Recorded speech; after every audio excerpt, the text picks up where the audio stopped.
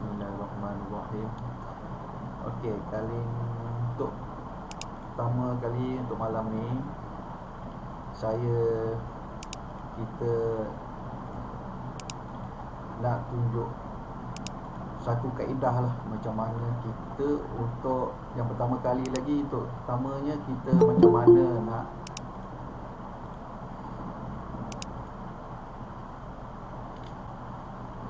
nak macam dakwah pada orang yang kita rasa macam kurang lah dari segi solat dia ada masalah ke apa ke, atau anak kita yang dah remaja dia payah sikit nak solat. Okey, lepas tu baru saya akan tunjukkan macam mana untuk diri kita, untuk anak-anak.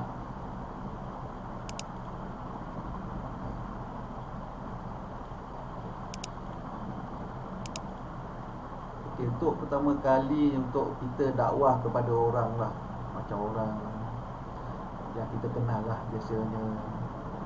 Untuk contoh kalau anak dah remaja, dah 15, 17, 18, payah sikit dia nak solat, dia tinggal-tinggal lah ataupun langsung tak solat je kan.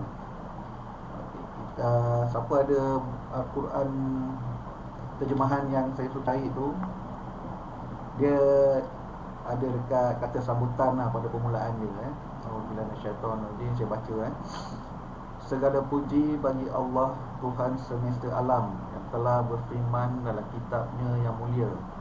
Sesungguhnya telah datang kepadamu cahaya dari Allah dan kitab yang menerangkan. Okey, segala puji bagi Allah ni, sesungguhnya telah datang kepadamu cahaya dari Allah. Maknanya kalau kita baca kan kepada Allah, kita suruh orang yang kita nak dakwah tu baca, maknanya telah datang kepada dia lah. So kita sambung, semoga selawat dan salam senantiasa terlimpah kepada penghulu para Nabi dan Rasul, Nabi Muhammad SAW, yang telah bersabda, sebaik-baik kamu adalah orang yang mempelajari Al-Quran dan yang mengajarkannya.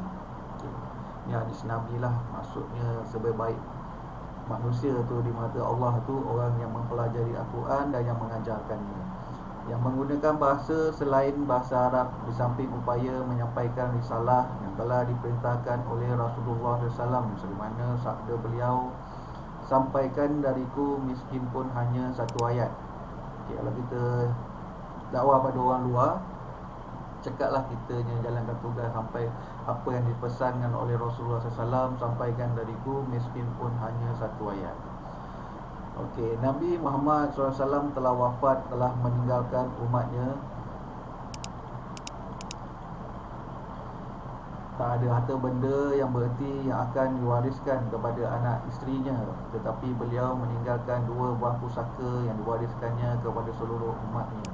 Sabdanya, ku tinggalkan untuk kamu 2 perkara pusaka, taklah kamu akan tersesat selama-lamanya selama kamu masih berpegang kepada keduanya, iaitu kitabullah dan sunnah Rasulnya.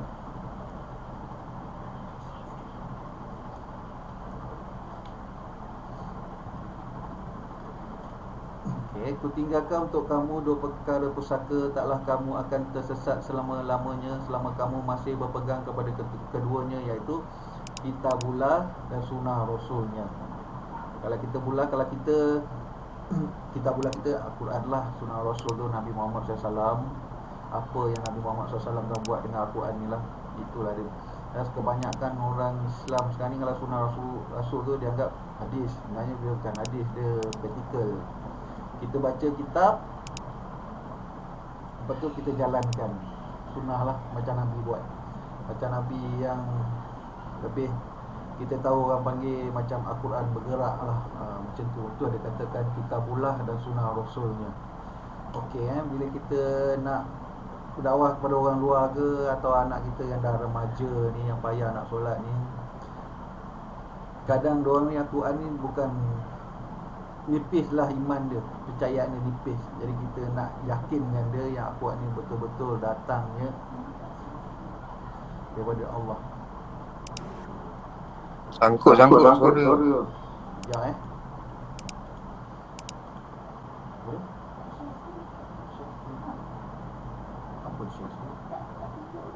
Oh ya, tak ada. Betul. Sangkut putus-putus. Betul-betul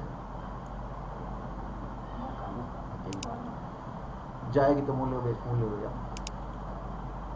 Lain malam ni tak apa okey lah.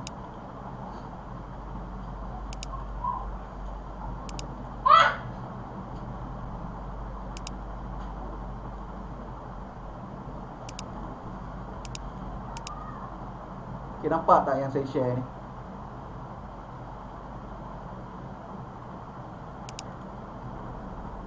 Nampak tak yang saya share ni?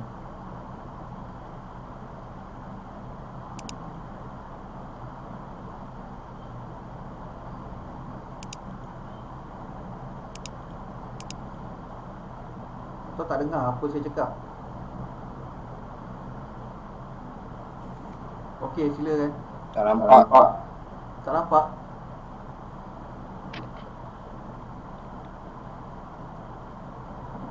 Sekejap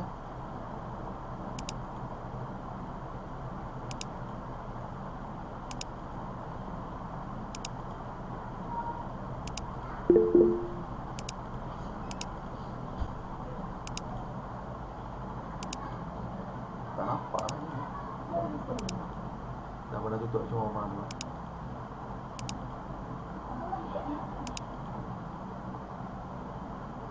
Kita screen ni. Solat ni.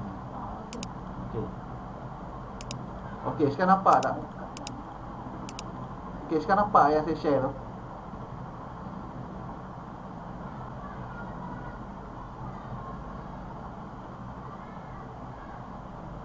Internet problem lah.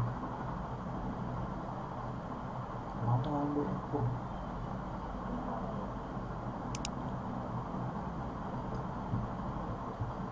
Telefon apa lah.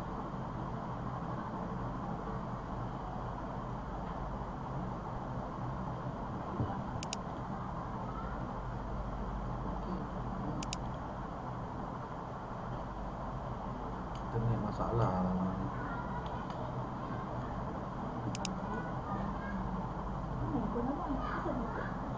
Mana tutup hotspot? Tak tutup lah.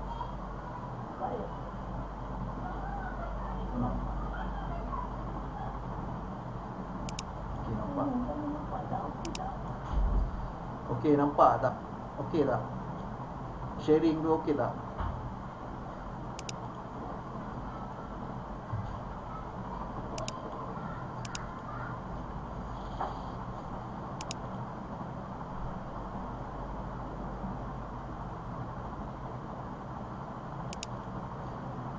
Okey Kalau nampak okey Kalau saya punya suara putus-putus tak?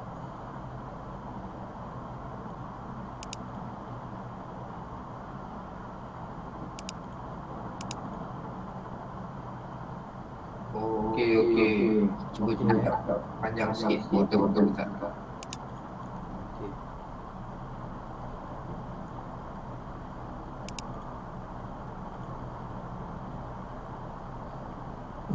Okey, siapa ada akuan terjemahan tu buka kat kata sambutan tu, yang perkara yang atas ni memang ada lah, dia tulis.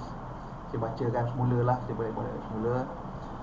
Segala puji bagi Allah Tuhan semesta alam yang telah berfirman dalam kitabnya yang mulia, sesungguhnya telah datang kepadamu cahaya dari Allah dan kitab yang menerangkan. Okey, maksudnya kalau kita nak tuju pada siapa, anak-anak kita ke orang yang kita nak tuju kan dakwah ni, maksudnya dah sampai pada dia lah. Sesungguhnya telah datang, maksud telah datang tu kepada orang yang membaca tu. Kalau kita suruh dia baca ke, kita bacakan ke. Kalau sekarang ni kita cuma hello? Okey, putus. Dia macam bergema.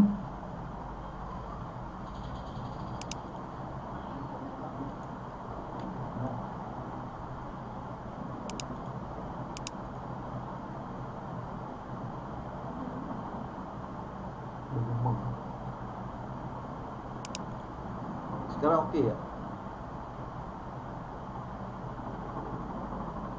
Sekarang okey, sekarang clear. Clear okey.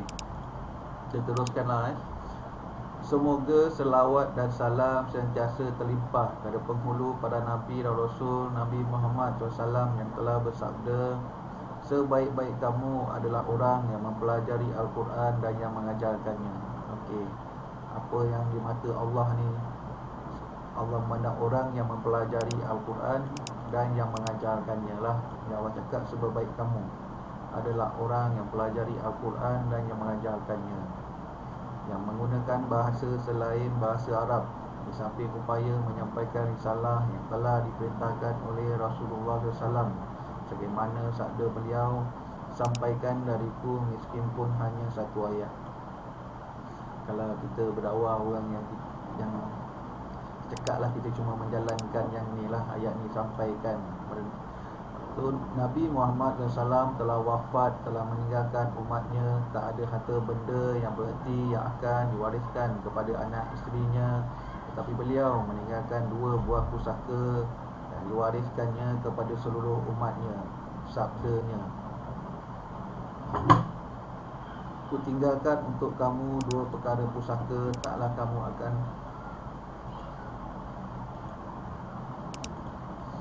Ku tinggalkan untuk kamu 2 perkara pusaka, taklah kamu akan tersesat selama-lamanya, selama kamu masih berpegang kepada keduanya, iaitu kitabullah dan sunnah Rasulnya.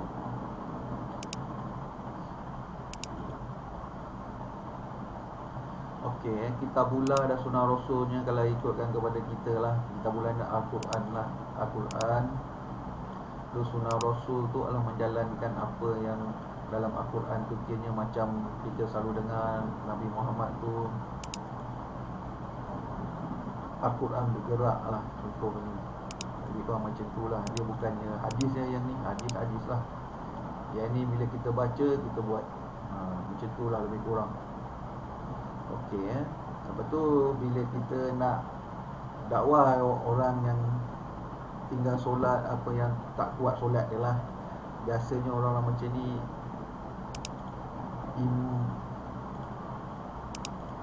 iman dia terhadap Al-Quran nipis sikit lah. Jadi kita nak yakinkan dia yang Al-Quran ni betul-betulnya datang daripada Allah SWT. Okey, Surah 69 ayat 38. Maka aku bersumpah dengan apa yang kamu lihat. Ayat 39, dan dengan apa yang tidak kamu lihat. Ayat 40. Sesungguhnya Al-Quran itu adalah benar-benar wahyu Allah yang diturunkan kepada Rasul yang mulia. Okey, ayat 41. Dan Al-Quran itu bukanlah perkataan seorang syair, sedikit sekali kamu beriman kepadanya. Ayat 42. Dan bukan pula perkataan tukang tenung, sedikit sekali kamu mengambil pelajaran daripadanya. Ia adalah wahyu yang diturunkan dari Tuhan semesta alam. Ayat 44. Seandainya dia Muhammad mengadakan sebahagian perkataan atas kami, mengadakannya membuat-buatlah tutup tambah, lebih kurang macam tu, sebahagian perkataan atas kami. Ayat 45. Nescaya benar-benar kami pegang dia pada tangan kanannya.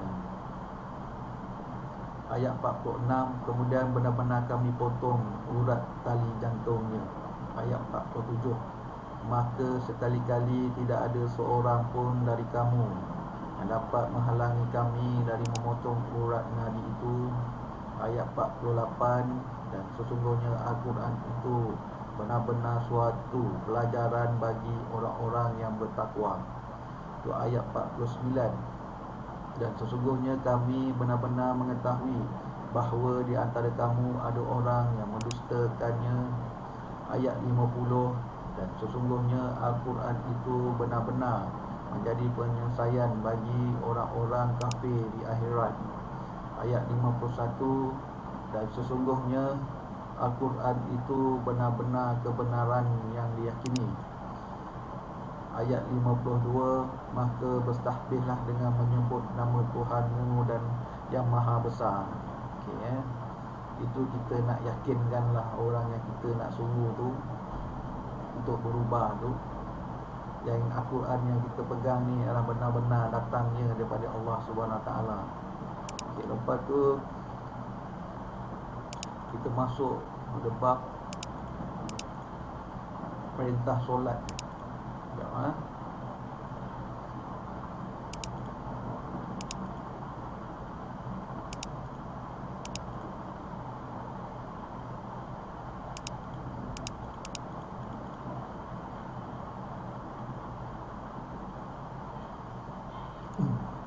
Nampak lah tuan? Okay, nampak tak slide ke?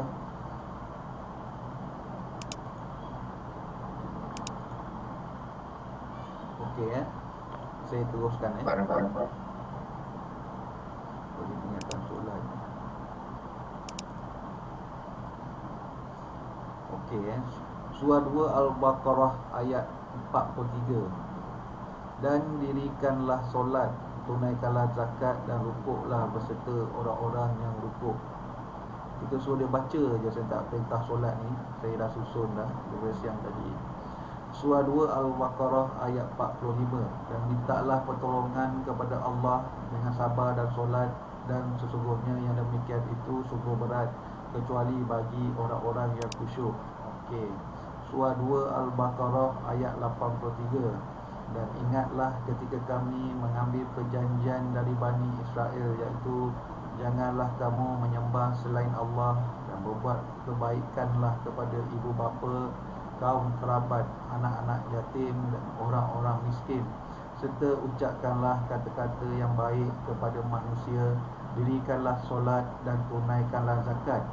Kemudian kamu tidak memenuhi janji itu kecuali sebagian kecil daripada kamu, dan kamu selalu berpaling. Surah 2 Al-Baqarah ayat 110. Dan dirikanlah solat dan tunaikanlah zakat, dan kebaikan apa saja yang kamu usahakan bagi dirimu, tentu kamu akan mendapat pahalanya pada sisi Allah. Sesungguhnya Allah Maha melihat apa yang kamu kerjakan. Surah 2 Al-Baqarah ayat 153. Hai orang-orang yang beriman, mintalah pertolongan kepada Allah dengan sabar dan solat. Sesungguhnya Allah beserta orang-orang yang sabar. Surah 2 Al-Baqarah ayat 238. Peliharalah solat segala solatmu, dan peliharalah solat utah. Berdirilah kerana Allah dalam solatmu dengan khusyuk. Utah ni suka solat wajib semula Ada yang ustaz yang kata solat asar, tapi segala solat ni dia sebenarnya segala solatmu, solat yang wajib. Itu yang maksud dia kat sini tu. Bukan. Surah 2 Al-Baqarah ayat 239. Jika kamu dalam keadaan takut bahaya, maka solatlah sambil berjalan atau berkenderaan. Kemudian apabila kamu telah aman, maka sebutlah Allah, solatlah sebagaimana Allah telah mengerjakan kepada kamu apa yang belum kamu ketahui.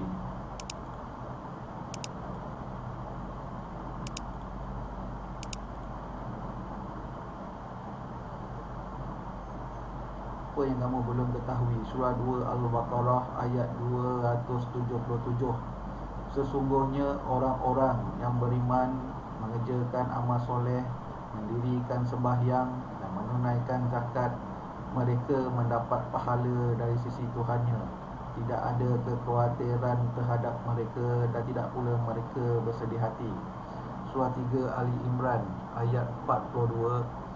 Dan ingatlah ketika malaikat Jibril berkata, hai Maryam, sesungguhnya Allah telah memilih kamu, mensucikan kamu dan melebihkan kamu atas segala wanita di dunia yang semasa dengan kamu. Surah 3 Ali Imran ayat 43. Hai Maryam, taatlah kepada Tuhanmu, sujud dan rukuklah beserta orang-orang yang rukuk. Surah 3 Ali Imran ayat 113. Mereka itu tidak sama di antara ahli kitab itu. Ada golongan yang berlaku lurus. Mereka membaca ayat-ayat Allah pada beberapa waktu di malam hari, sedang mereka juga bersujud dan bersembahyang. Surah 4 An-Nisa ayat 101. Dan apabila kamu berpergian di muka bumi, maka tidaklah mengapa kamu mengkasar sembahyangmu. Jika kamu takut diserang orang-orang kafir, sesungguhnya orang-orang kafir itu musuh yang nyata bagi kamu. Surah 4 An-Nisa ayat 103. Maka apabila kamu telah menyelesaikan solatmu, ingatlah Allah di waktu berdiri, di waktu duduk dan di waktu berbaring. Kemudian apabila kamu telah merasa aman, maka dirikanlah solat itu sebagaimana biasa. Sesungguhnya solat itu adalah kewajiban yang ditentukan waktunya atas orang-orang yang beriman. Tengok sini ya, kewajiban.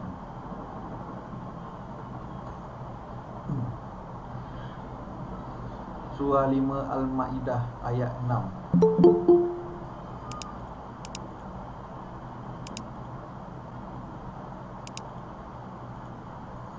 Surah 5 Al-Ma'idah ayat 6. Hai orang-orang yang beriman, apabila kamu hendak mengerjakan solat, maka basuhlah mukamu dan tanganmu sampai dengan siku, dan sapulah kepalamu, dan basuh kakimu sampai dengan kedua mata kaki. Dan jika kamu junub, maka mandilah. Dan jika kamu sakit atau dalam perjalanan, atau kembali dari tempat buang air, atau menyentuh perempuan, lalu kamu tidak membolehi air, maka bertayamumlah dengan tanah yang baik, bersih. Sapulah mukamu dengan tanganmu dengan tanah itu. Allah tidak hendak menyulitkan kamu, tapi Dia hendak membersihkan kamu dan menyempurnakan nikmat-Nya bagimu, supaya kamu bersyukur. Surah 6 ayat 92.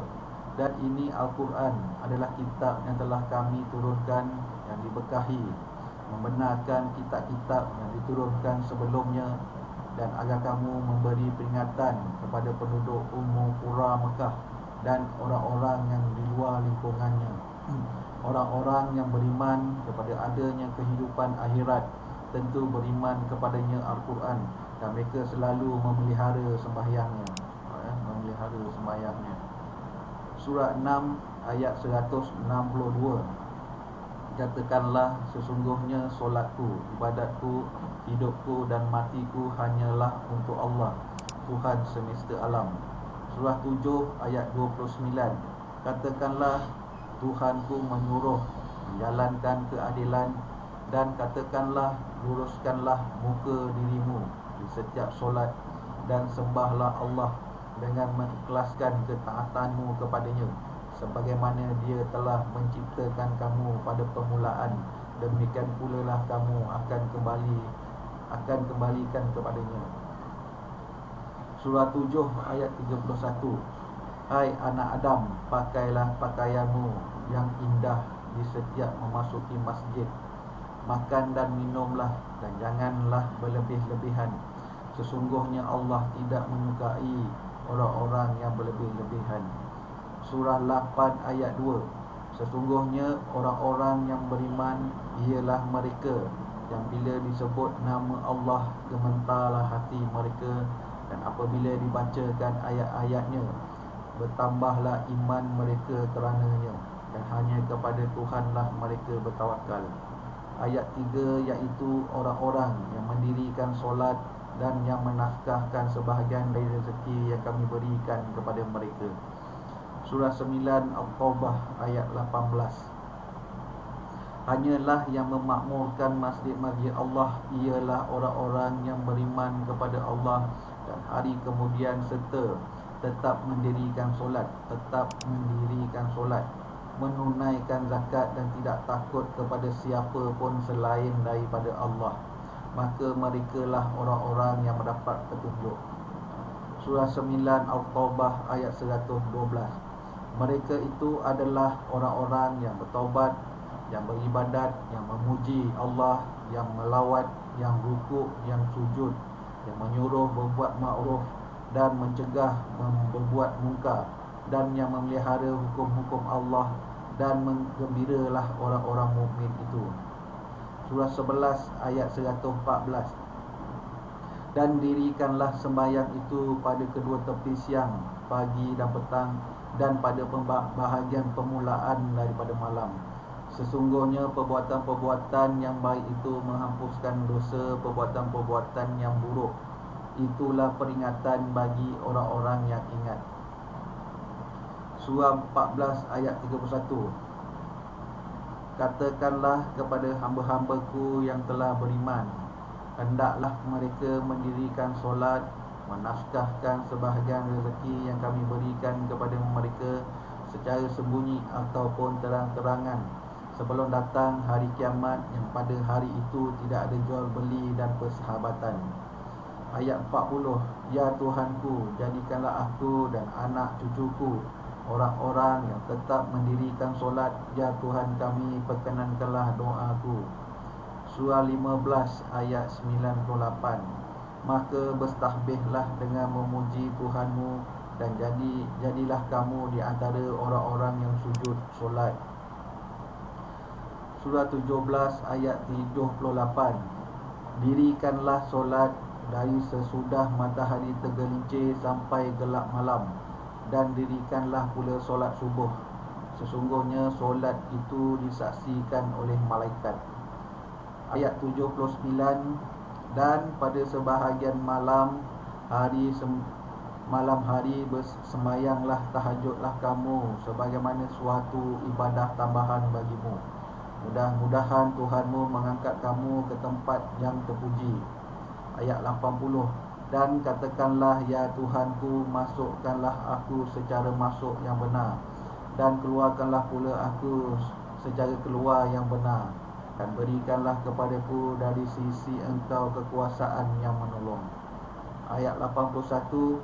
Dan katakanlah, yang benar telah datang, yang batil telah lenyap. Sesungguhnya yang batil itu adalah sesuatu yang pasti lenyap. Ayat 100. Yang ni masa solat tahajud tu, rukuk yang kedua, sujud yang kedua tu, baca dalam hati sebelum tayat akhir. Surah 17 ayat 109. Dan mereka menyungkur atas muka mereka sambil menangis, dan mereka bertambah khusyuk. Ayat 110. Katakanlah, serulah Allah atau serulah Ar-Rahman, dengan nama yang mana saja kamu seru. Dia mempunyai al-husnah, nama-nama yang terbaik. Dan janganlah kamu mengeraskan suaramu dalam solatmu, dan janganlah pula merendahkannya, dan carilah jalan tengah di antara keduanya. Okey. Yang ni al-husnah tu yang saya sebut, yang 59, surah 59 ayat 22, 23 dan 24.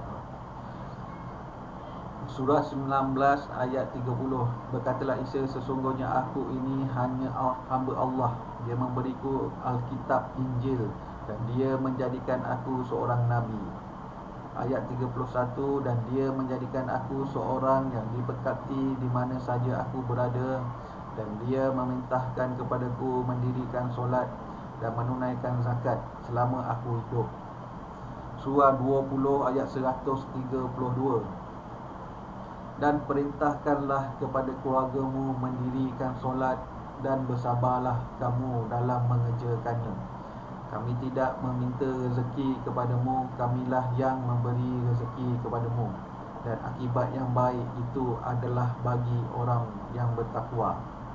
Surah 21 ayat 73.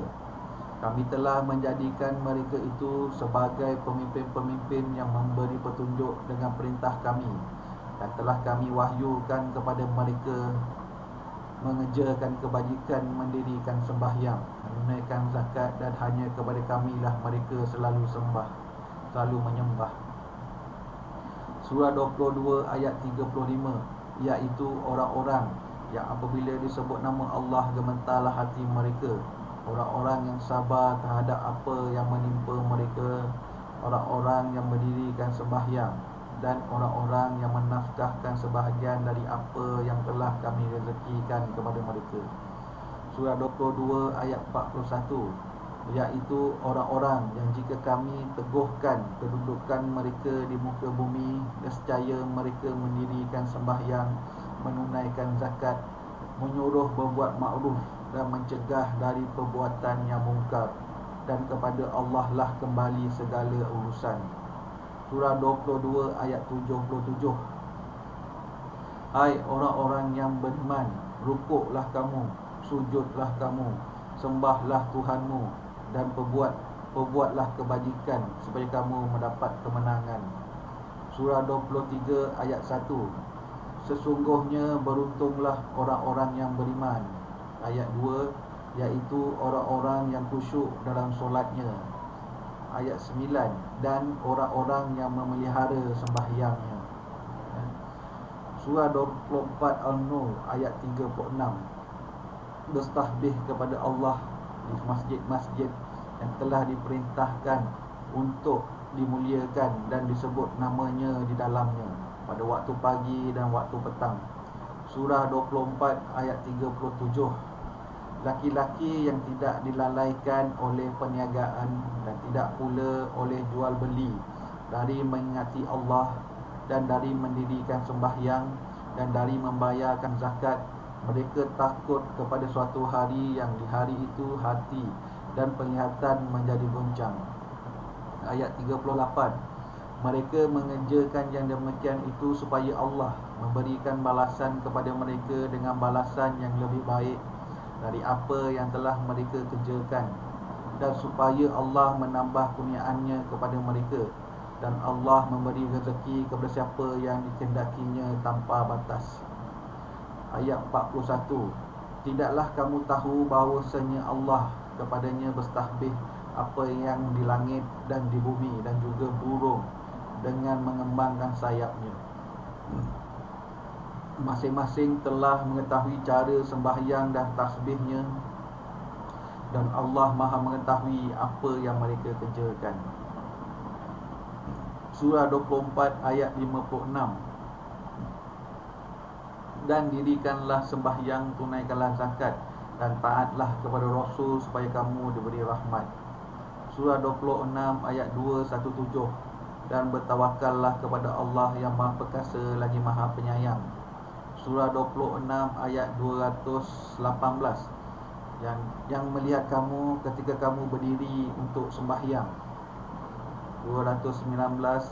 Dan melihat pula perubahan gerak badanmu di antara orang-orang yang sujud.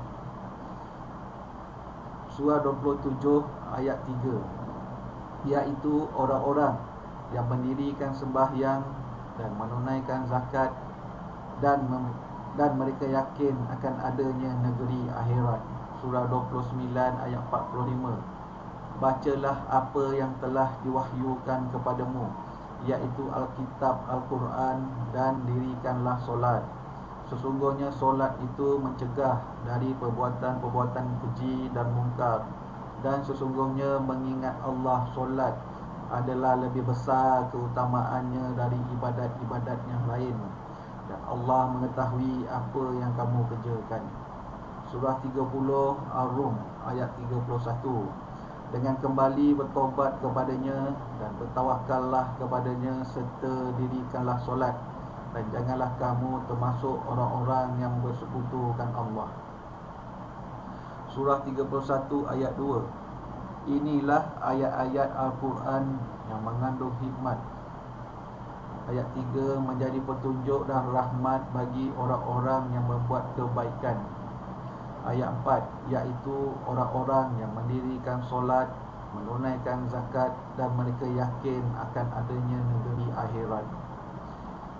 Ayat 17, hai anakku, dirikanlah solat dan suruhlah manusia mengerjakan yang baik, dan cegahlah mereka dari perbuatan yang mungkar, dan bersabarlah terhadap apa yang menimpa kamu. Sesungguhnya yang demikian itu termasuk hal-hal yang diwajibkan oleh Allah. Surah 33 ayat 33. Dan hendaklah kamu tetap di rumahmu, dan janganlah kamu berhias dan bertingkah laku seperti orang-orang jahiliyah yang dahulu, dan dirikanlah solat, tunaikanlah zakat, dan taatilah Allah dan Rasulnya. Sesungguhnya Allah bermaksud hendak menghilangkan dosa dari kamu, hai Ahlul Bait, dan bersihkan kamu sebersih-bersihnya. Surah 35 ayat 18. Dan orang yang berdosa tidak akan memikul dosa orang lain, dan jika seseorang yang berat dosanya memanggil orang lain untuk memikul dosanya, itu tiadalah akan dipikulkan untuknya sedikit pun miskin pun yang dipanggil itu kaum kerabatnya.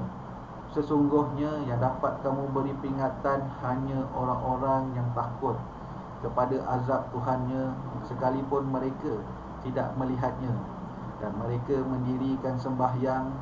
Dan barang siapa yang mensucikan dirinya, sesungguhnya ia mensucikan diri untuk kebaikan dirinya sendiri. Surah 35 ayat 29. Sesungguhnya orang-orang yang selalu membaca kitab Allah dan mendirikan solat dan menafkahkan sebahagian dari rezeki yang kami anugerahkan kepada mereka dengan diam-diam dan terang-terangan, mereka itu mengharapkan perniagaan yang tidak akan merugi. Surah 35 ayat 30. Agar Allah menyempurnakan kepada mereka pahala mereka dan menambah kepada mereka dari kurniaannya. Sesungguhnya Allah Maha Pengampun lagi Maha Mensyukuri.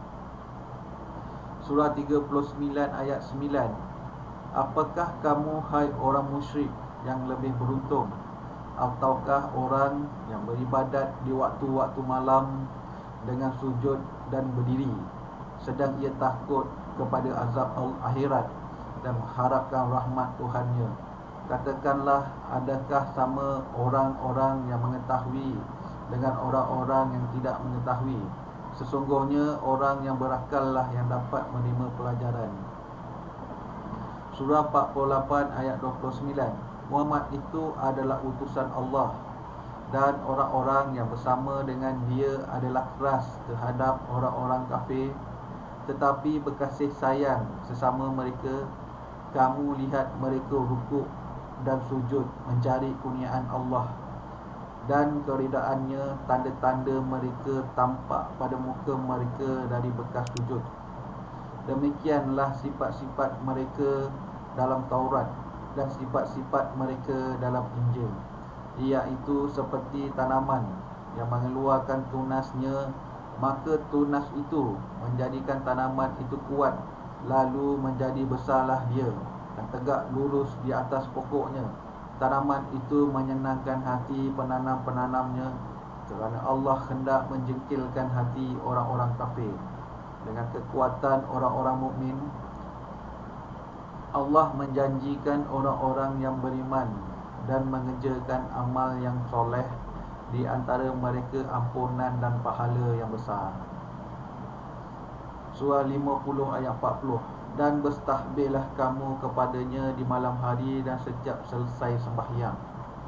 Surah 53 ayat 48. Dan bahawasanya dia yang memberikan kekayaan dan memberikan kecukupan. Ayat 49. Dan bahawasanya dialah yang Tuhan yang memiliki bintang Syira, dan bahawasanya dia telah membinasakan kaum Ad yang pertama. Ayat 51. Dan kaum Samud, maka tidak seorang pun yang ditinggalkan yang hidup. Ayat 52. Dan kaum Nuh sebelum itu, sesungguhnya mereka adalah orang-orang yang paling zalim dan paling durhaka. Ayat 53. Dan negeri-negeri kaum Lut yang telah dihancurkan Allah. Ayat 54. Lalu Allah menimpakan atas negeri itu azab besar yang menimpanya. Ayat 55. Maka terhadap nikmat Tuhanmu yang manakah kamu ragu-ragu? Ayat 56. Ini Muhammad adalah seorang pemberi peringatan di antara pemberi-pemberi peringatan yang terdahulu. Ayat 57. Telah dekat terjadinya hari kiamat.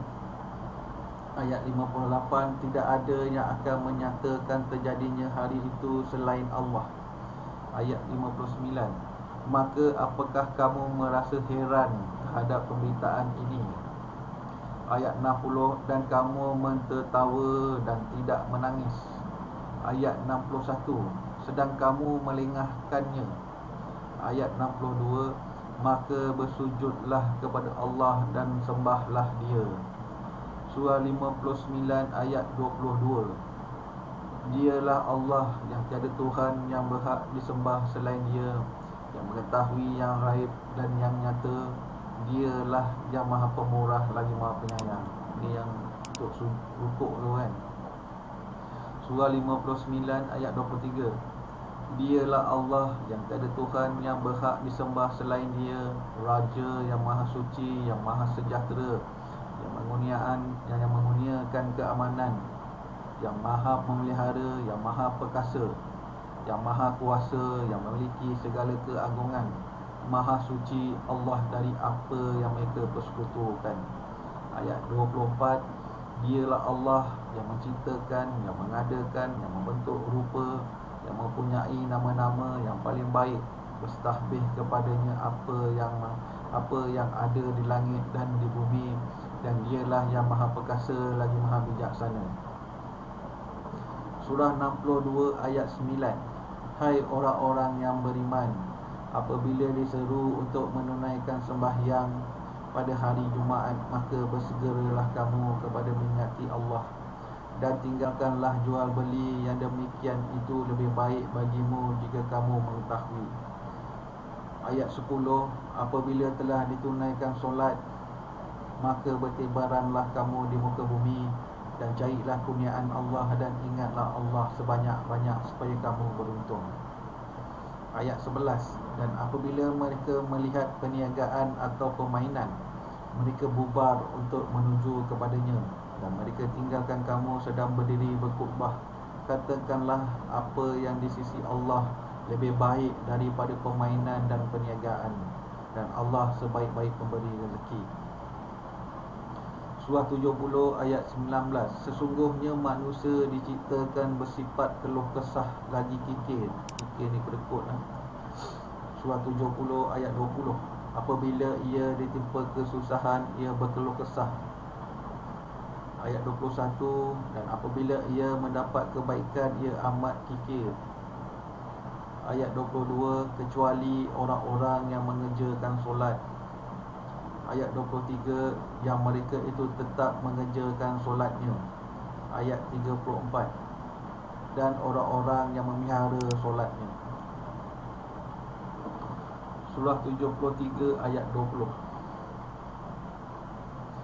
Sesungguhnya Tuhanmu mengetahui bahawasanya kamu berdiri sembahyang kurang dari 2/3 malam, atau 1/2 malam, atau sepertiganya, dan demikian pula segolongan dari orang-orang yang bersama kamu. Dan Allah menetapkan ukuran malam dan siang. Allah mengetahui bahawa kamu sekali-kali tidak dapat menentukan batas-batas waktu-waktu itu, maka Dia memberikan keringanan kepadamu. Kerana itu, bacalah apa yang mudah bagimu dari Al-Quran. Dia mengetahui bahawa akan ada di antara kamu orang-orang yang sakit, dan orang-orang yang berjalan di muka bumi mencari sebahagian kurniaan Allah, dan orang-orang yang lain lagi berperang di jalan Allah. Maka bacalah apa yang mudah bagimu dari Al-Quran, dan dirikanlah sembahyang, tunaikanlah zakat, dan berikanlah pinjaman kepada Allah, pinjaman yang baik. Dan kebaikan apa saja yang kamu perbuat untuk dirimu, nescaya kamu memperoleh balasannya di sisi Allah sebagai balasan yang paling baik dan yang paling besar pahalanya. Dan mohonlah ampunan kepada Allah, sesungguhnya Allah Maha Pengampun lagi Maha Penyayang.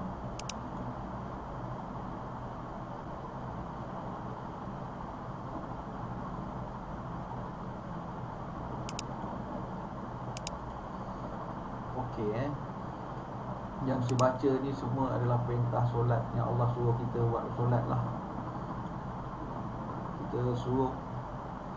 Dan ni lepas tu kita masuk peringatan pada solat pula lah. Ya Aku. Macam mana? Aku. Sangkut-sangkut.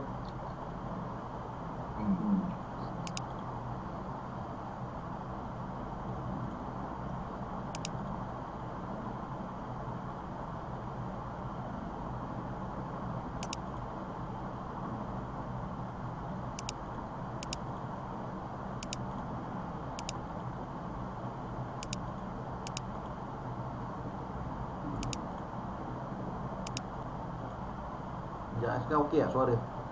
Sangkut juga. Dengar tak? Okey, tadi kita dah baca ayat-ayat yang tentang yang Allah suruh kita buat solat, semua perkara yang baik tu. Kita yang ni kita nak macam dakwah lah. Ha? Macam mana? Dengar tak? Tak dengar apa? Sangkut-sangkut tu kalau yang lain okey tu. Putus. Sekejap saya adjust internet je.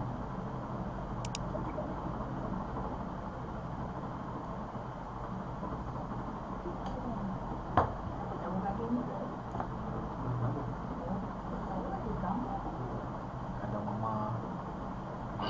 Sangkut juga. Sini pun sangkut juga.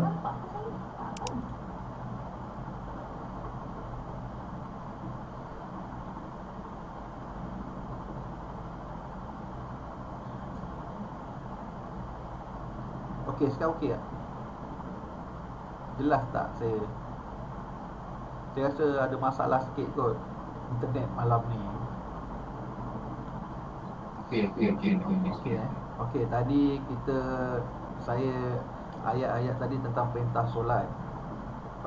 Ayat tu kalau kita nak amal pun boleh. Tapi saya habiskan dululah yang mana yang kita nak dakwah pada orang yang kita kenal ke, siapa-siapa saudara mara ke, anak kita yang dah meningkat dewasa yang sebelum tempat kita untuk bimbing dia lah. Okey, nanti macam mana anak yang baru 7 tahun, 8 tahun yang dah pandai baca tu, apa kita perlu buat dengan ayat tu, nanti saya akan beritahu. Okey, ini orang yang dah besar lah contohnya okay, kita pergi peringatan pada solat. Ini nampak saya share ni, nampak tak? Nampak. Okey, nampak okey. Lepas baca surah tadi, mungkin lama lah, panjang, tapi nak pendekkan sikit boleh lah. Tapi kena pandai cari ayat yang betul-betul Allah suruh kita solat, yang untuk mungkar tu. Okay, Tapi kalau ayat dekat dalam video panjang kan? Macam mana? Kalau ayat dalam Al-Quran ni dia panjang kan? Ni dia dah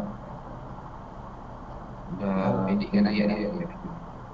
Ayat-ayat yang tadi tu banyak sebab dalam Quran tu memang Allah lebih beratkan memang kita untuk solat tu. Sebab tu dia lebih banyak.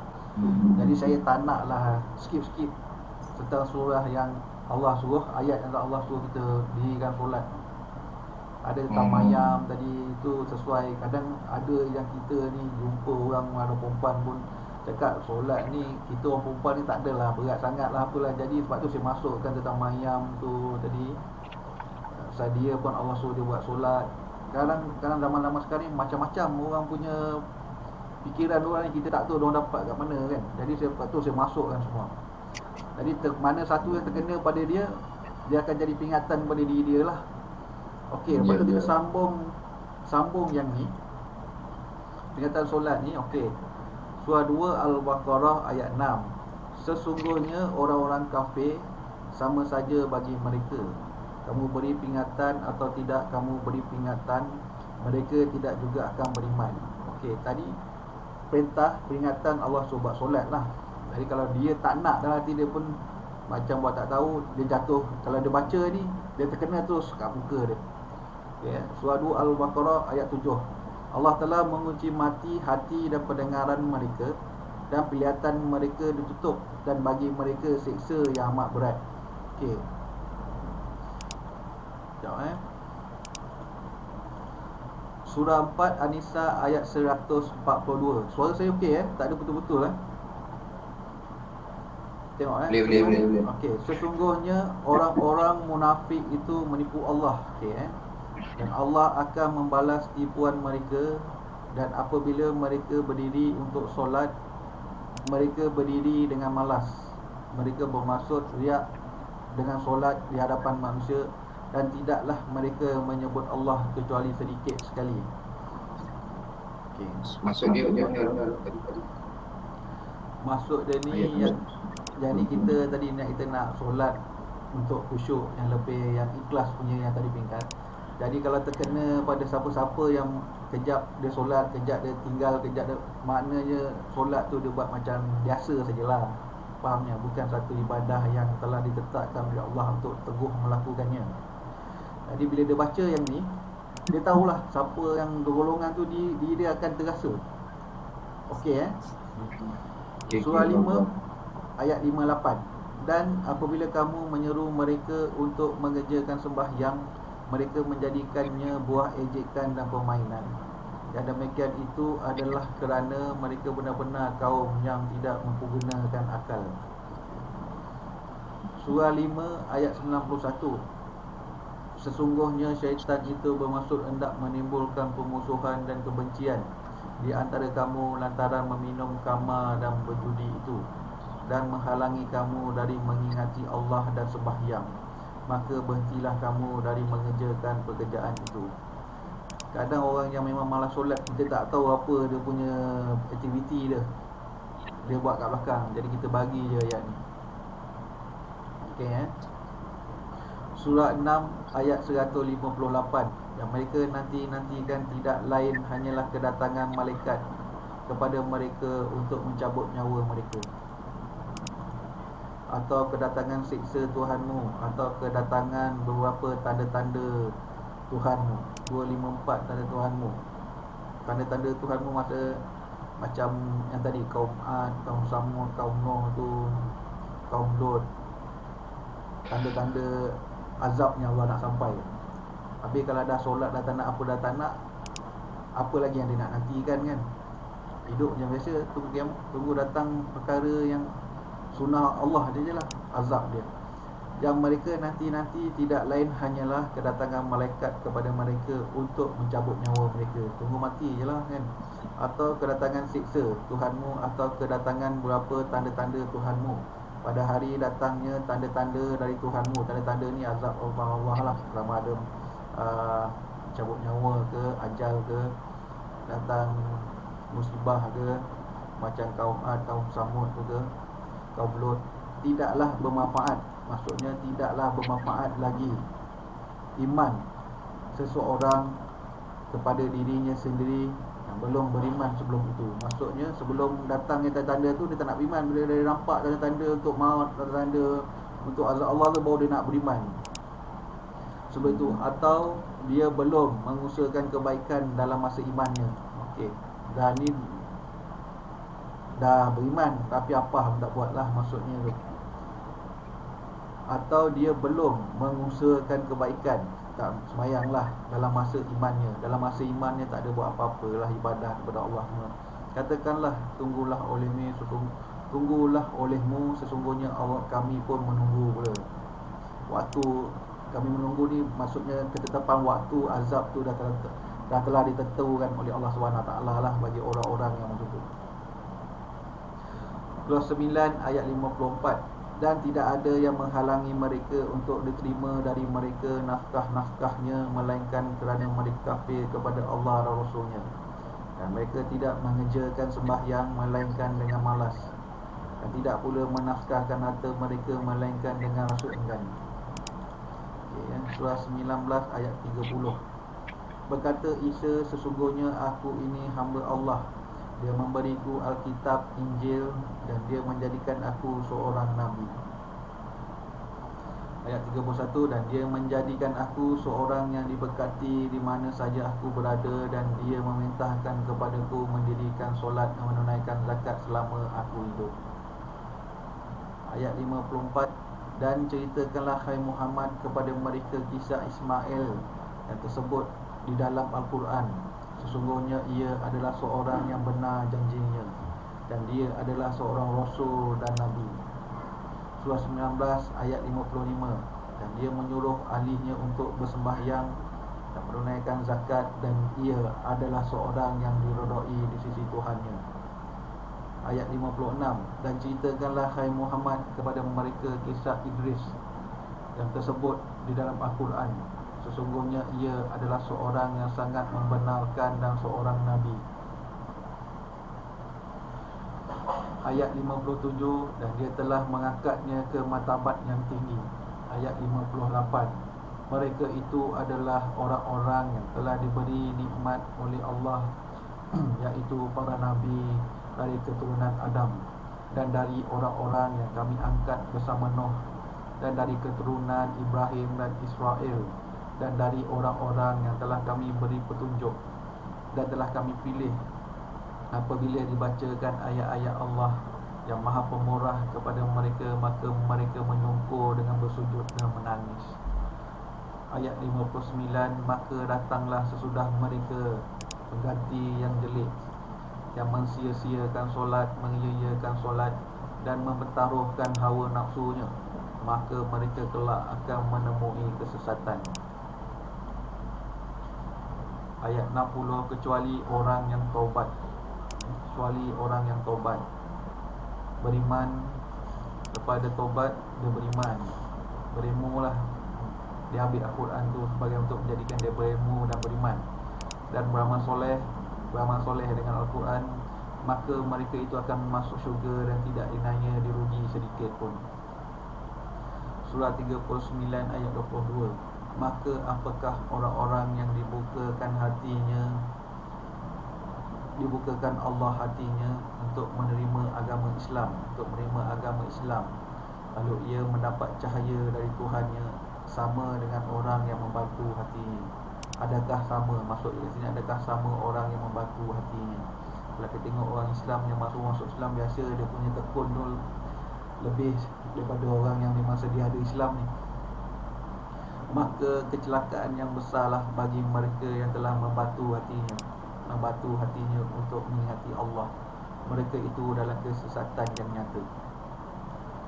Membatu hatinya dari mengingati Allah ni, solatlah, ingat Allah. Walaupun tak kita 24 jam ingat solat, membatu hati dengan hati, jadi membatu. 57 ayat 16, belumkah datang waktunya bagi orang-orang yang beriman untuk tunduk hati mereka mengingat Allah dan kepada kebenaran yang telah turun kepada mereka, dan janganlah mereka seperti orang-orang yang sebelumnya telah diturunkan Alkitab kepadanya, kemudian berlalulah masa yang panjang atas mereka, lalu hati mereka menjadi keras, dan kebanyakan di antara mereka orang-orang yang fasik.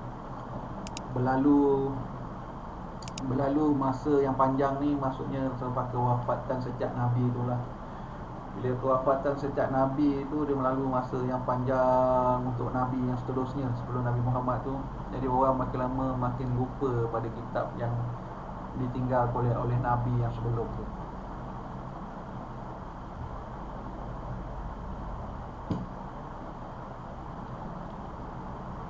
Surah 68 ayat 42, pada hari betis disingkapkan, Kantu 498.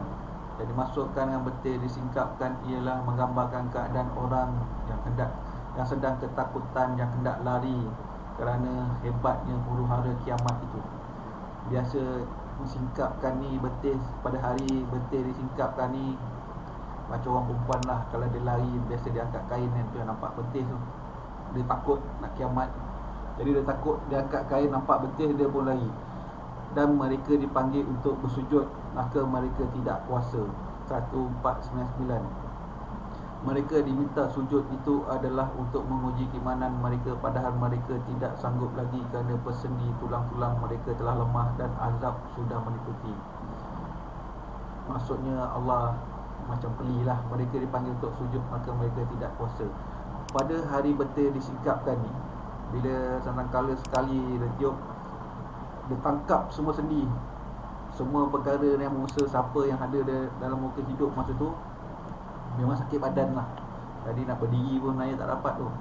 Sebab tu mereka dipanggil untuk sujud, maka mereka tidak puasa. Maksudnya dah tak dapat lah nak sujud tu. Maksud dia peli lah, Allah peli, lebih kurang macam tu lah.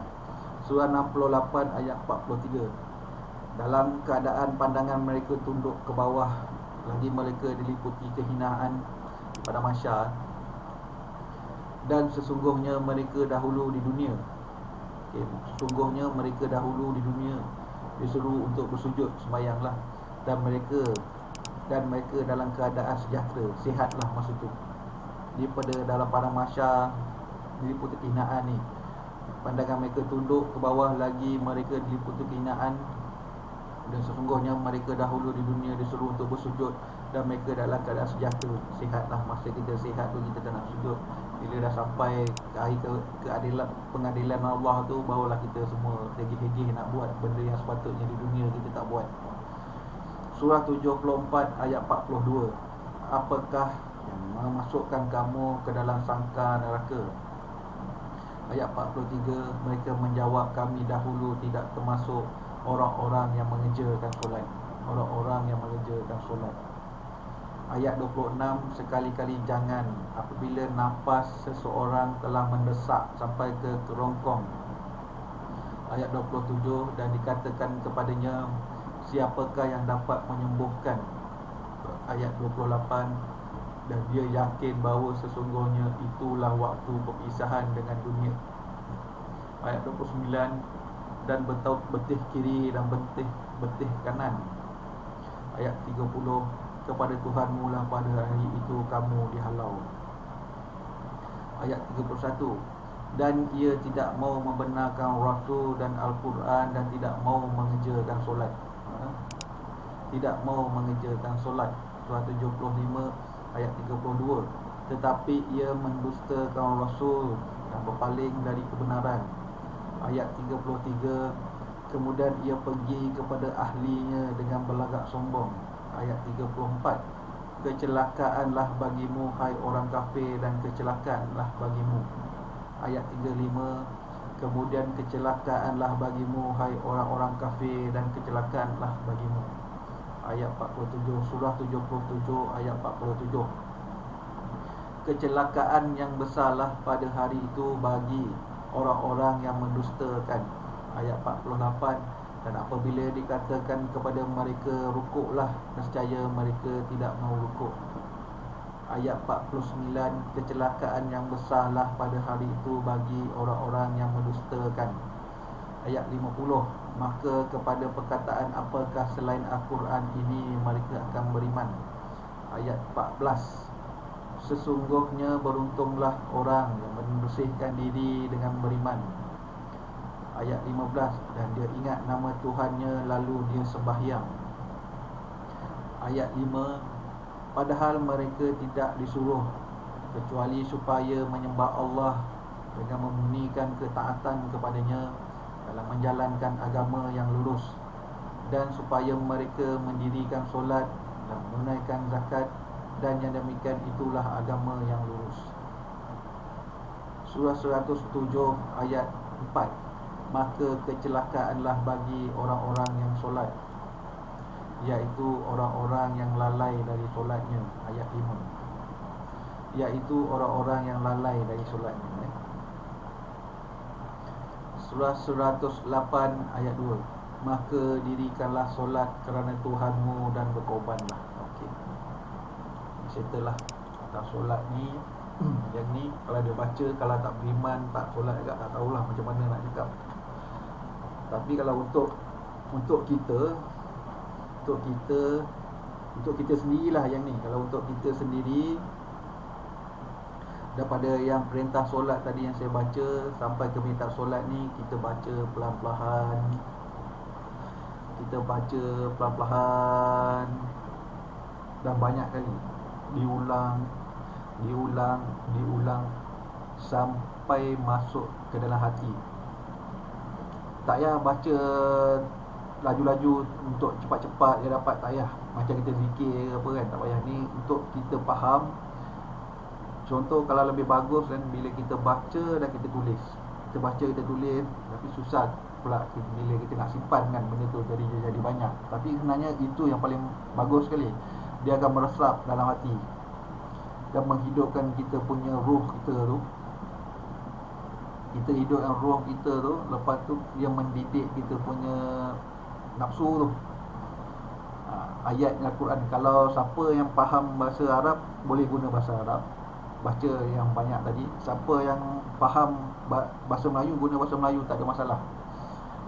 Baca dalam bahasa terjemahan tu perlahan-lahan dan dia berulang sampai kita rasa dengan sendirinya untuk solat. sampainya kita hilangnya rasa berat nak solat. Sebab yang ia akan, bila kita baca, dia jadi amal lah tu, yang banyak selalu kita ulang tu, roh kita sendiri tu yang akan hidup. Faham tak? Kalau untuk diri sendiri lah, kalau untuk diri sendiri tu, ayat tadi, surah tadi, yang ni saya share tadi, peringatan solat ni. Sebelum tadi yang ni kita baca, kita ulang. Lepas tu yang perintah solat tadi, yang Allah sentiasa suruh solat, solat. Lepas tu yang ni orang yang akibat orang yang tak solat tadi, jadi amalan kita baca. Ambil lah lepas solat ke, tu lapang ke apa ke. Tapi kalau untuk anak-anak yang belum lagi pandai membaca, kita baca kan. Lepas solat berjemaah tu kita baca, suruh dengar. Okey, dengar lama sikit tak apa. Bila start umur orang 7, 8, 9, 10, suruh nak baca sendiri. Baca dia sendiri, kita guide lah, kita guide anak kita tu baca. Suruh dia baca selalu sampai kita bila dah stop pun kan, tiba-tiba mulut ni pun masih terbaca lagi. Kalau boleh buat sampai tu lagi bagus, sampai menghidupkan kita punya roh dalam hati kita tu, untuk kita ibadat. Sebab tu bila kita amal dengan ayat Al-Quran ni, walaupun dia bahasa Melayu, bahasa terjemahan, kita faham. Bila kita faham, jadikan amalan, kita dah tak ada rasa macam malas nak solat, kejap kita tanggal, tak ada. Tinggal benda tu sampai dia akan hilang sendiri. Barulah kita rasa nikmatnya nak pergi solat tu, dengan tak ada rasa berat hati, dengan tak ada rasa malas, semua hilang. Sebab atas apa yang kita amalkan tu. Kita baca ayat-ayat tadi yang saya baca tadi untuk diri kita sendirilah. Tapi kalau yang untuk anak, contoh untuk anak yang belum pandai baca, kita bacakan. Bila kita baca kuat-kuat, dia dengar, tu dia ikut. Kita tanam awal-awal. Lepas baca perintah solat, baca peringatan solat. Okey faham Itu untuk bimbing anak kita lah. Untuk diri kita sendiri lagi senang, sebab kita memang nak ubah. Kita memang nak berubah, kita memang nak solat, nak ingat Allah SWT. Yang tadi yang saya susun tadi, salin satu-satu, ambil dia punya surah dulu pun tak apa. Tu ada PC kat rumah, pakai laptop je. Kita type balik satu-satu type. Dah habis tu, buat lagi satu. Buat jadi dia amalan sampai terkesannya dalam jiwa. Faham tak? Terkesannya dalam jiwa, terkesannya dalam hati. Dia merahmati kita. Dia menjadi rahmat kepada kita punya nafsu kita yang selalu buat kita jadi lemah tu, nak solat, kena buat baik. Semua dia punya hal lah. Jadi kita membimbing dia. Sebab tu kalau kita tengok, kalau kita dengar ceramah banyak ustaz yang cakap, dan jihad yang besar tu, dan jihad dengan nafsu tu. Tapi dia tak cerita pula macam mana nak berjihad dia tu. Dengan jihad tu dengan Al-Quran lah. Yang saya share lagi satu, jihad yang besar tu.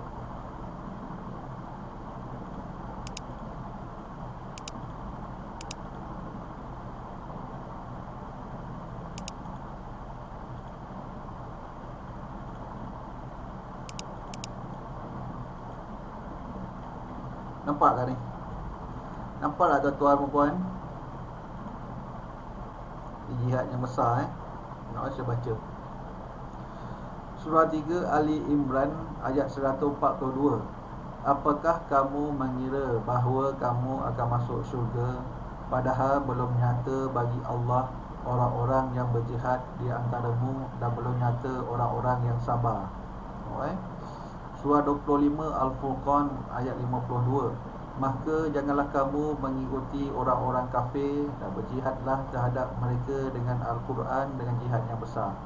Maksud dengan Al-Quran tu jihad yang besar. Berjihadlah terhadap mereka dengan Al-Quran, jihad yang besar. Maksudnya kita bacakan ayat Al-Quran kepada mereka, dan sebelum tu kita baca untuk diri kita sendirilah. Bila kita selalu baca untuk solat ni, kita selalu baca solat ni, perintah solat dia akan melekat dekat otak kita, satu akal kita, dia akan melekat dekat hati kita. Jangan hafal, dia ada terhafal sendiri. Bila kita baca sampai kita terbayang surah tu, sampai terbayang, baru kita, bila kita waktu solat tu, bukan kita yang nak pergi, yang kita paksa tu, roh kita sendiri yang pergi, roh kita yang bawa kita pergi. Dia lebih kurang macam tu, sampai kita punya amalan baca ayat-ayat tadi sampai dia pun terkesan. Sebenarnya roh dengan kita, jasad ni lebih kurang lah, tak jauh beza. Kalau dia jahil, kalau dia berilmu, kita yang baca, dia pun dapat sekali. Tak jauh beza. Okey. Ada pertanyaan tak apa-apa?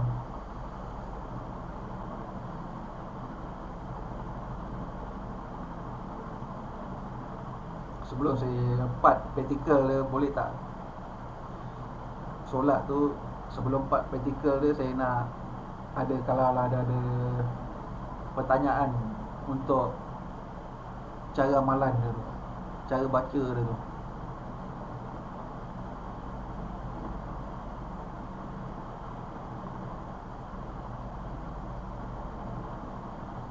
Tak ada dah memang tak ada Tadi ingat untuk diri kita, yang pertama tadi perintah solat, itu peringatan solat, kita baca. Macam mana? Encik Amirul? Okey bang. Okey. Kita baca perintah solat, peringatan solat. Okey. Lepas tu Cuma slide ni kalau dapat posisi lagi bagus lah. Boleh dihafal dan boleh dibaca balik lagi. Nanti bagi email lah dekat dalam grup. Boleh? Saya email kan semua. Senang. Di dalam grup bagi email. Tadi kan macam straight panjang nak buka. Dia memang panjang. Tak tempat banyak tu, maksudnya dalam semua ada tulisan juga panduan perintah solat tu semua ada. Untuk perempuan, lelaki, sembahyang Jumaat, solat waktu asar, zuhur, subuh, tahajud, semua ada. Memang sebab kalau pasal solat ni, tadi saya pergi melawat mak saya kurang sihat. Mak saya mengeluh pasal adik saya, pasal pasal solat lah. So dia cakap mak saya tak apa, doakan je biasa. Kebetulan malam ni Malizan boleh cerita pula pasal ni kan. So adalah ayat-ayat yang boleh bagi kat adik ni. Alhamdulillah lah saya tak slide tu, insyaAllah. Tak apa, nanti saya bagi. Siapa yang nak, tak perlu lagi nak tu, print je. Print pun tak pun, buka kat PC, baca atas dalam PC pun tak apa. Asalkan satu amal, baca dia sungguh-sungguh. Baca jangan laju-laju, baca macam perlahan je. Macam saya baca tadi, satu. Lepas tu ulang balik sampai dia terkesan pada jiwa. Sebab tu kalau kita tengok, kalau macam para wali lah, contohlah para wali ni, kalau kita dengar, kadang bukan aku yang solat, Allah yang solat, dia cakap macam tu. Kadang orang-orang yang macam ilmu mengenal ni kan, kita pun, saya faham apa yang dia maksudkan tu, tapi dia tak adalah cerita praktikal dia macam mana kan. Tata dia tahu ilmu saja, dia punya praktikal dia tak tahu macam mana. Kebanyakannya macam tu lah, ilmu saja dia ada. Ilmu itu sebenarnya, kalau kita tengok kalau para wali punya solat, memang dia solat tu bukan dia sendiri. Dia tahu yang kudrat, iradat tu, kekuasaan pada diri dia tu adalah Allah tu sendiri yang menggerakkan. Faham tak? Kalau faham lah. Kalau dapat lain kan. tu dapat lain lah. Tapi itu yang tapi ke arah itu sebenarnya. Tapi ke arah itu sebenarnya yang mendatangkan khusyuk tu. Memang bukan kita, tapi cuma kita nak ikut bagaimana kita nak follow roh kita untuk solat sekali tu. Itu yang penting tu sebenarnya. Sebelum sampai ke tahap tu yang kita kena faham, kalau kita tak faham tu yang pesong juga kan. Jadi kalau nak faham dia kena beramal lah. Beramal ayat ni saya cakap betul ke? Macam saya pun dia kita nak cakap orang lain pun tak boleh. Kadang-kadang kita sendiri pun bila kita baca ayat yang munafik tadi tu kan, kejap solat kejap tak solat, kadang-kadang benda tu berlaku pada diri kita juga sebenarnya kan.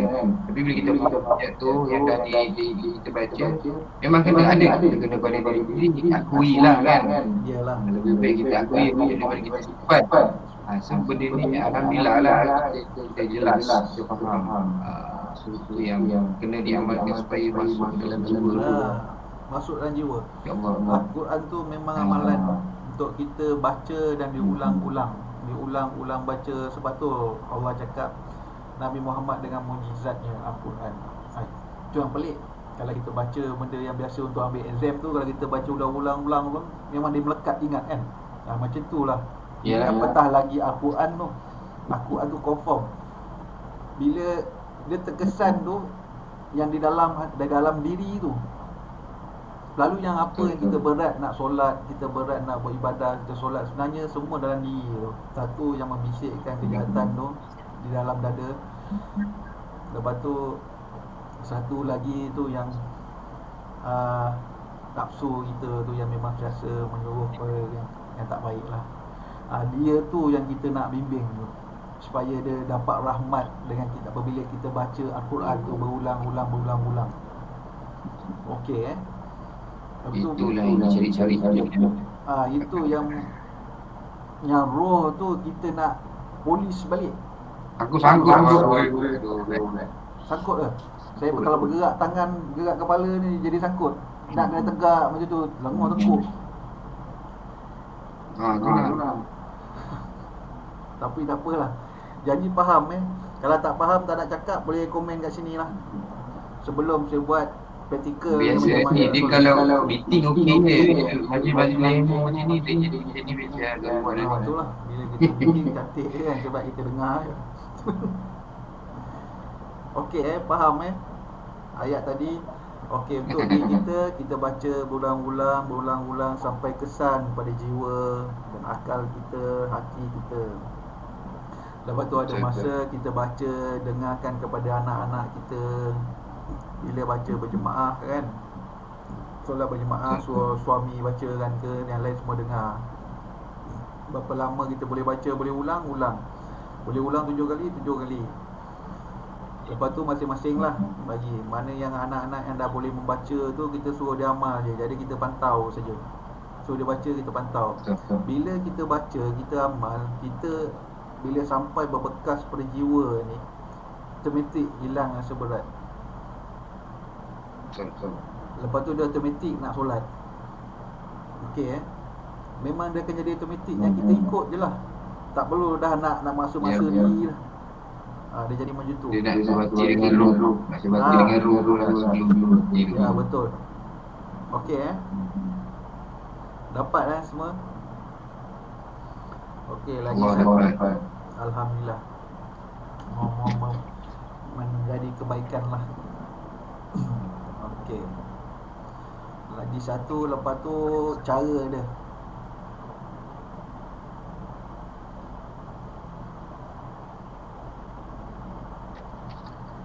Cara dia tolong tengok saya dalam video ni.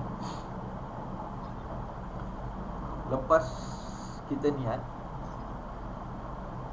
terus tarik Allah. Niat apa? Niat solat lah. Solat apa-apa. Niat nak dia solat. Kita nak lakukan solat lah. Okey Okey. Allah tu, Allahu Akbar tu, kita tarik dari pusat ni. Allah, tarik nafas sekali. Allah, tahan sampai kat sini, tahan. Sambil tahan tu, kita bawa turun, tekan kepada jantung tu. Kalau jantung belah kiri ya. Kalau jantung belah kanan lah. Okey Tekan sampai dia hidup. Dup. Allahu Akbar, kita dapat rasa, apa kita dapat duk betul baca Allahu Akbar kabira walhamdulillahi katsira. Ikut dia, duk. Ikut dia. Faham Dapat tak? Faham. Ikut dia tu, baca je biasa, tumpu sini dengan suara. Kalau dalam hati tu kita bacalah macam mana ayat Al-Quran tadi kata, janganlah terlalu perlahan, jangan terlalu kuat. Dalam hati pun kita boleh kuat, dalam hati pun kita boleh perlahankan kita baca. Faham tak? Contoh dalam hati kalau kita nak jerit pun kuat-kuat pun boleh kan? Contoh. Faham tak? Okey, tapi kalau kita baca ikut macam tu masa jemaah, dia mengganggu orang kiri kanan. Okey. Jadi cukup pada imam tu. Jadi kita baca ikut Allah. Kita ikut dia dak. Kita follow lah. Follow, baca, rukuk, naik balik, sujud. Follow sampai dia hidup. Faham tak?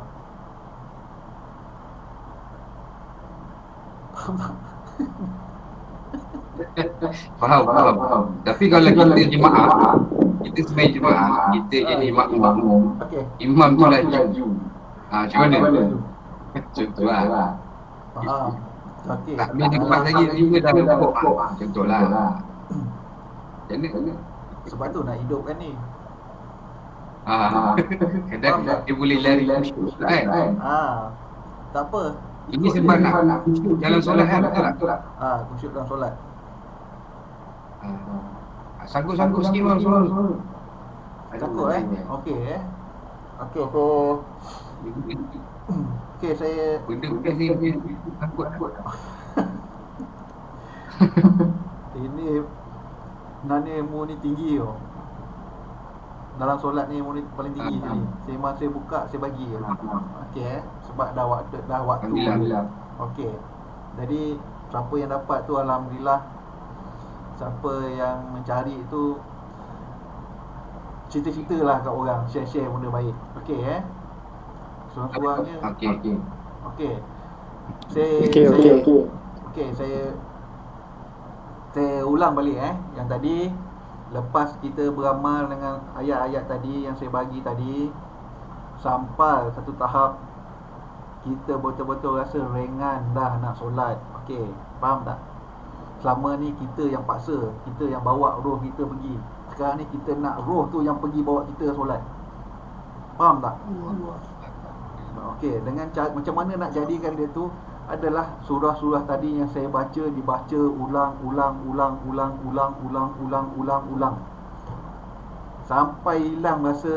sampai hilang rasa malas.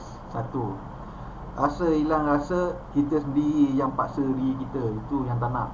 Kita nak Allah tu sendiri yang bawa kita pergi solat. Faham tak? Yang menghidup kita ni adalah zat Allah Ta'ala yang hidupkan kita ni. Kalau tak ada kekuasaan dia tu, kita pun tak boleh nak angkat tangan pun tak boleh. Okey, faham Alright. Okey, itu yang kita nak hidupkan, membawa kita. Lagi satu, kita nak slow down kan kita punya nafsu tu, bagi dia follow kita sekali. Faham tak? Biasa dia bertentangan dia dengan kita ni, dengan yang hak tu dengan batil tu, dengan nafsu tu, dia biasa bertentangan. Tapi bila kita amalkan ada bergaduh, memang biasa bergaduh. Dia memang bertentangan dia punya amalan dia. Jadi untuk dia jadi dia selari tu, itulah surah-surah tadi kita amal. Biar dia kena nampak sikit neraka Allah tu tadi kan. Okey. Kita nak dia bila kita baca, okey dia punya kesan dia. Selagi tak ada dapat kesan tu, selagi tu jangan berhenti. Dan saya tak akan bagi amalan lain lagi. Siapa dah okey, kita akan masuk benda lain. Kalau takut anak-anak besar nanti, anak dah besar dah macam-macam, dia bergaul apa, satu hari dia murtad pula. Nak bagi dia tak nak murtad macam mana, saya boleh bagi tahu. Tapi ni buat dulu. Okey Bahaya sekarang zaman-zaman. Bahaya, itu yang kita tak nak tu. Dia sama macam ni. Nak buat anak ramai ni. Itulah, anak ramai. Anak saya pun perempuan 3 orang lagi. Yang perempuan 3 orang. Yang jantan-jantan kan kita pun risau kan, dapat siapa kan. kadang terfikir juga. Dan sekarang ni mak pun kalau dapat anak lelaki lebih manja anak lelaki, sampai dia pun malas kan. Malas nak basuh pinggan, malas basuh baju, malas. Dan kita anak perempuan ni kita buat kena buat semua.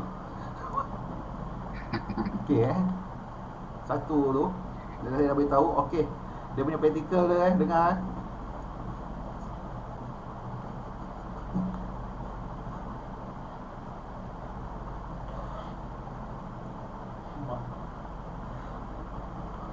Okey, dia punya praktikal dia macam ni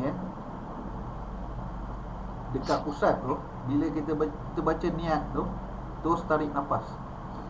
Allah, tarik nafas Allah sampai ke otak belah kanan ni. Tahan nafas. Buat turun nafas tu sampai ke jantung. Allahu Akbar.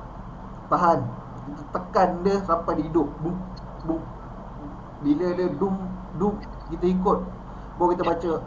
Ikut rentak dia. Allahu Akbar kabira walhamdulillahi katsira. Dalam hati tak apa, tapi jangan terlalu halus. Kuatkan sikit dalam hati tu. Faham tak? Dalam hati tak ada masalah. Dia Ha? Saya tak faham yang maksud kita yang daripada pusat kita tarik nafas tu. Ha? Dia Isra' Mi'raj masa Kita Nabi tarik nafas. ibarat Kita tarik nafas sekali dengan sekali nafas, sekali Allah. Nak tahan, kalau tak boleh buat tak apa, tahan dulu. Allah sampai sini. dia tarik nafas. Second boleh tarik pun tak ada masalah. Tapi memang kena tarik sebab kita nak ikutkan Nabi Muhammad SAW Isra' Mi'raj tu. Dia naik atas untuk solat solat wajib yang Allah bagi pada dia tu. Kita turun terus bagi balik pada Allah Ta'ala. Faham tak? Masa turun tu tahan nafas kan? Masih tahan nafas lagi, tapi kita tekan nafas kita bawa tu turun. Kita tekan sampai dia hidup baru lepas. Faham tak? Lagi dia tak hidup, buat sekali. Dia pasti hidupnya. Kalau dia memang tak Kalau boleh jadi imam tu kan?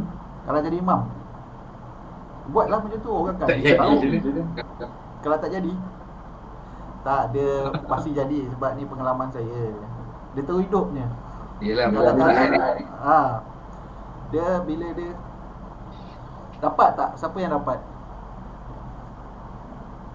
Dapat tak yang ni? Tak dapat saya ulang balik.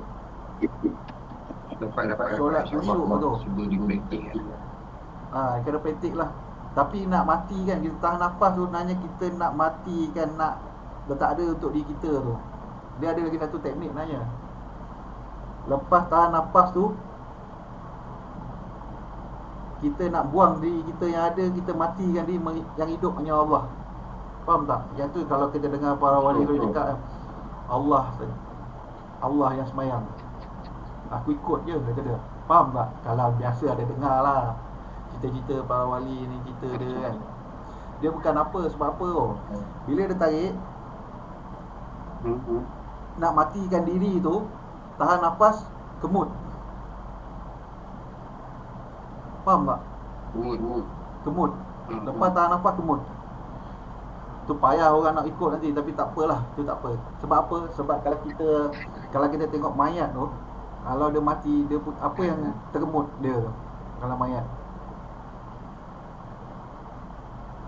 Orang yang dah mati dia tu mayat, lubang keluar najis tu terkemut, barulah di jasad tu mati. Faham tak?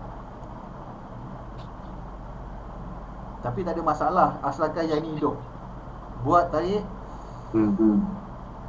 Allahu Akbar, Allahu Akbar. Bila dia hidup, duk Allahu Akbar kabira walhamdulillahi katsira.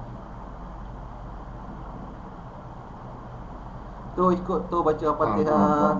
Faham ikut dia slow. Mesti tumpu betul duk tu kat otak ni.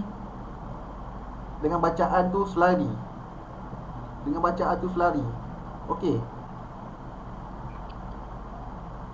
Faham Faham.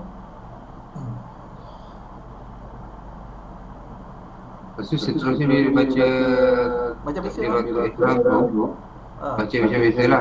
Baca macam biasa lah semua. Ingat bila tahan nafas baca. Tak ada, sekali je yang tahan nafas tu untuk nak hidupkan Allah tu supaya dia follow, supaya dia ikut. Faham tak? Itu je, nak hidup supaya yang lalu orang cakap yang menyembah tu lah, yang disembah kan, itulah maksud dia ni lah sebenarnya. Kalau kita dengar lah Yang menyembah macam mana? Yang menyembah itulah yang disembah. kalau itulah maksud dia, praktikal dia. Banyak kan kalau guru-guru marifat ni dia tak cerita. Dia tak payah ajar kalau tak cerita kan. Ulang-ulang sangkut. Selalu kalau kita dengar, kalau marifat mamak ni kan, kalau dia cakap yang menyembah itulah yang disembah. Faham tak? Yang menyembah itulah yang disembah. Faham tak? Itulah praktikal dia. Yang menghidupkan tu duk.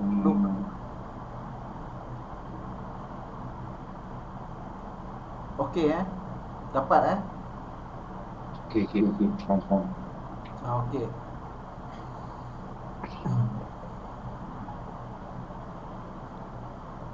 Okey. Ada apa-apa nak tanya tak sebelum kita habiskan ni? Sebab nanti kita nak sambung yang akan datang ni, yang surah Fatihah kita dah buat yang tadi kan, yang hari pertama tu. Kita nak masuk Al-Baqarah. Mungkin lusa lah kot kita akan buat.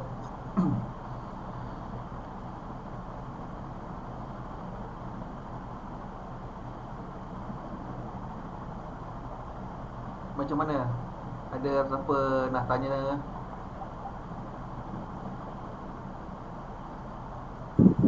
Tak ada bang. Semua okey. Okey memang dapat Syah je ni, Syah. Okey Syah. Syah ada tak ada Syah ni? Syah? Syah lagi. Mana dia? Tadi rasa ada dia masuk. Syah ada. Oh dia live ke?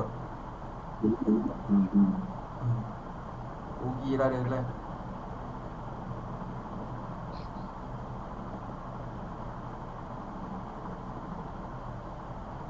Okey lah, kalau tak ada apa atau nak tanya apa-apa kan. Tak tahu nak tanya apa tu.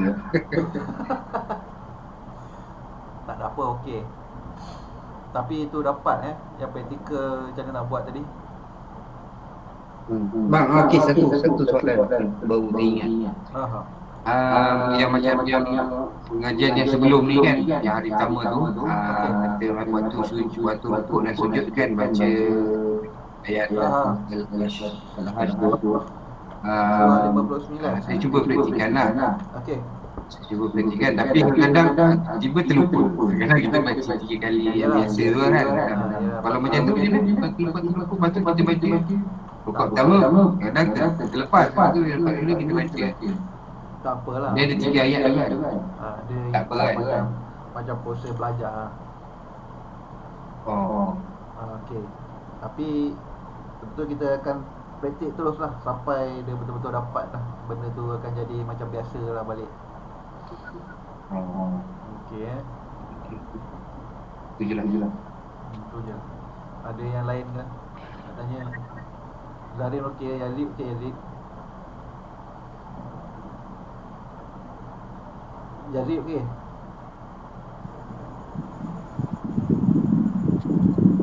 Okey bang, okey. InsyaAllah okey. InsyaAllah janji nak rajin je lah benda ni. Rajin insyaAllah boleh lah. Boleh membuat kita senang sikit lah. Cuma kita nak kena rajin tu baca je lah. Baca tu membawa diri kita, baca Quran tu jadi amalan kita tu. Sampai yang apa yang abang cakap tu lah. Sampai kita rasa dia berkesan pada jiwa kita tu. Macam mana nak solat tu. Lepas ni kita masuk part lain pula. Setelah solat dah dapat, nanti nanti kalau bab-bab lain tu mungkin lambat sikit lah. Sebab saya nak tengok kesan dia solat tu. Solat tak khusyuk rugi tuan-tuan. Itu orang cakap rugi. Bila solat tu yang penting tu yang kat sini tu, dada kita duduk, jantung tu duduk, kita follow dia.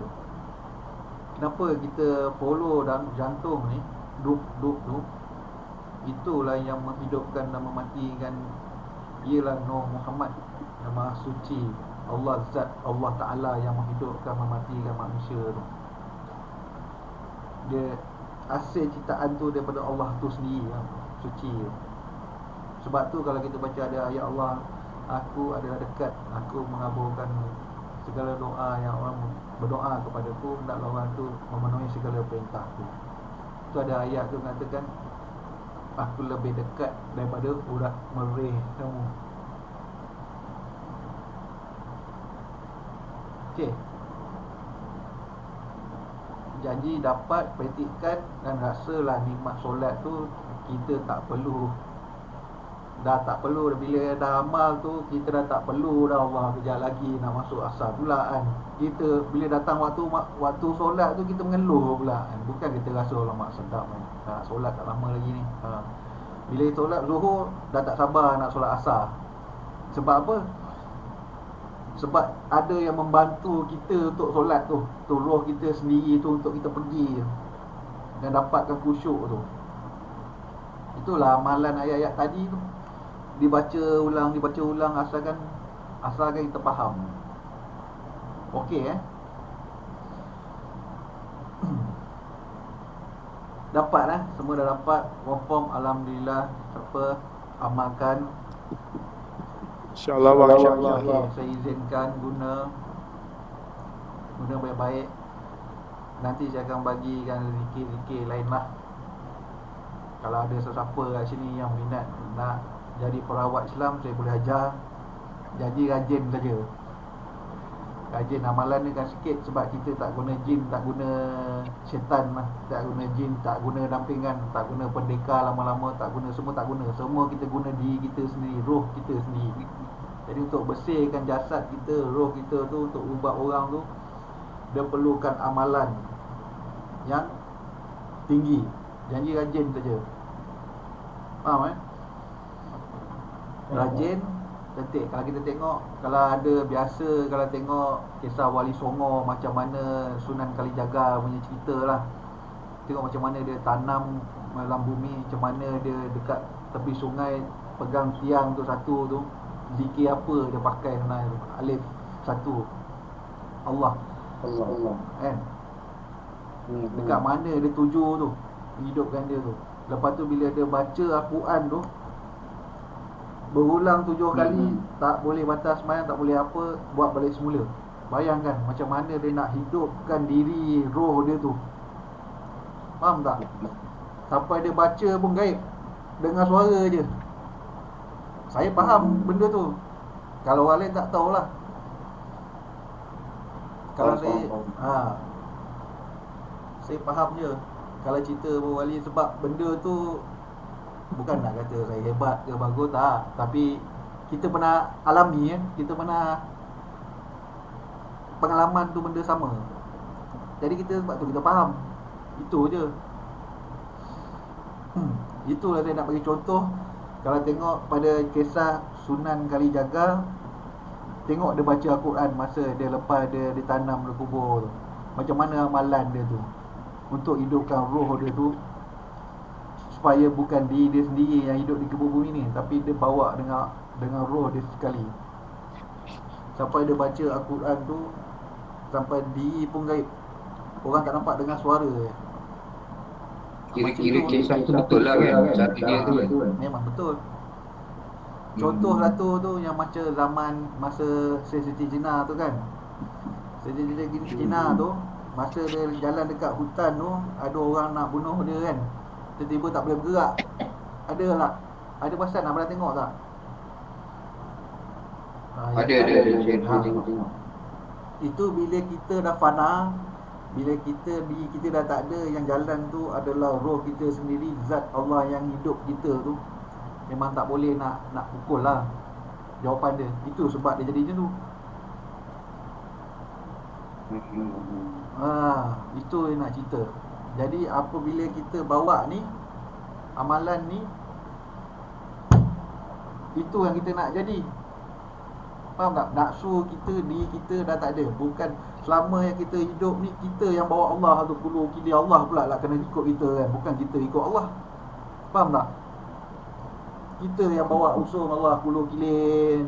Yang zat yang hidupkan kita yang usung dia pergi mana, pergi sini. Kita yang ikut dia. Faham tak? Bukan kita yang ikut Allah tu. Faham tak? Bila kita amal Al-Quran ni, barulah Allah tu hidup. Sebab apa? Jasad kita bersihkan. Faham tak? Kita bersihkan jasad kita suci, barulah roh tu, Nur Muhammad tu, zat Allah Ta'ala tu dapat tembus dan mengontrol diri kita ke arah kebaikan. Faham tak? Barulah hidup penjaga tu setiap jiwa itu ada penjaganya. Faham tak? Okey itu yang kita nak jadi. Bukan kita nak main dengan jin iblis apa semua kalau benda hebat. Kita bukan nak jadi hebat sebenarnya tuan-tuan. Sebab kita memang nak kembali kepada Allah, memang kena bersih. Memang kena bersih. Jadi bila dah bersih tu, dia datang kelebihan-kelebihan yang kita tak dijangka. Faham tak? Tiba-tiba boleh berubat pula. Kita pun tak tahu. Padahal kita hanya nak dekat kepada Allah supaya kita kembali kepada dia dengan macam mana yang Allah ciptakan kepada kita, dengan keadaan suci dan bersih. Macam mana baby lahir tu, apa pun tak ada dosa kan. Kan? Macam tu lah kita nak kembali. Jadi bila jadi macam tu, dia adalah kelebihan yang Allah bagi, yang kita sendiri pun tak sangka. Itulah dikatakan kelebihan apa yang Allah membantu dalam diri kita tu. Sebab tu kalau kita, sebab tu bila dah bersih, dah suci, kalau kita tengok kepada apa, kepada macam Nabi Muhammad SAW. Nabi Muhammad SAW, kalau dia buang air besar, najis dia tak busuk tau. Tahu kan? Tak busuk macam kita. Sebab apa? Kita kentut busuk. Itu nak beza. Ni bukan nak cerita benda kotor, tapi kita nak tahu suci bersihnya di Nabi Muhammad tu, sampai dia punya najis pun tak busuk.